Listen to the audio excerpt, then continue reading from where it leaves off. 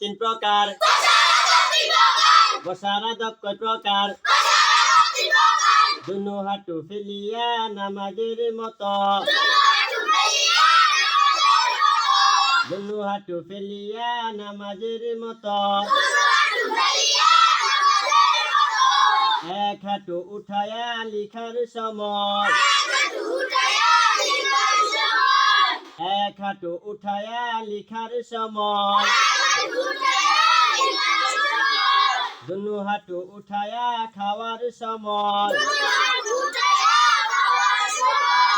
দুনো হাঁটু উঠায়া খাওয়ার সময়।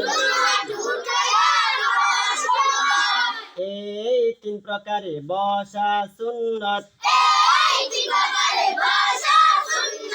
আমরা আখিরি নবীর উম্মত,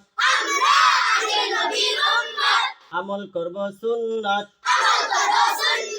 আপনাদের ভাত খাওয়ার হাতখানা উঠান। ভাত খাওয়ার হাতের নাম ডান হাত, ভাত খাওয়ার হাতের নাম কোন হাত? অপর হাতখানা উঠান। অপর হাতের নাম বাম হাত, অপর হাতের নাম কোন হাত?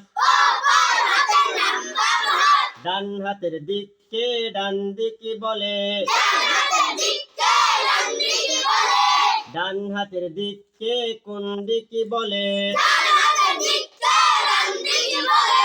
বাম হাতের দিককে বাম দিকে বলে,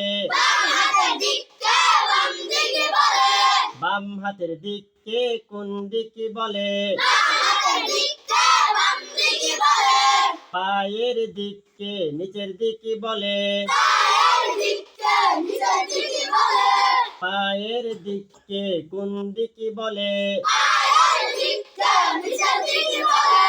মাথার দিককে উপর দিকে বলে, মাথার দিককে কোন দিকে বলে?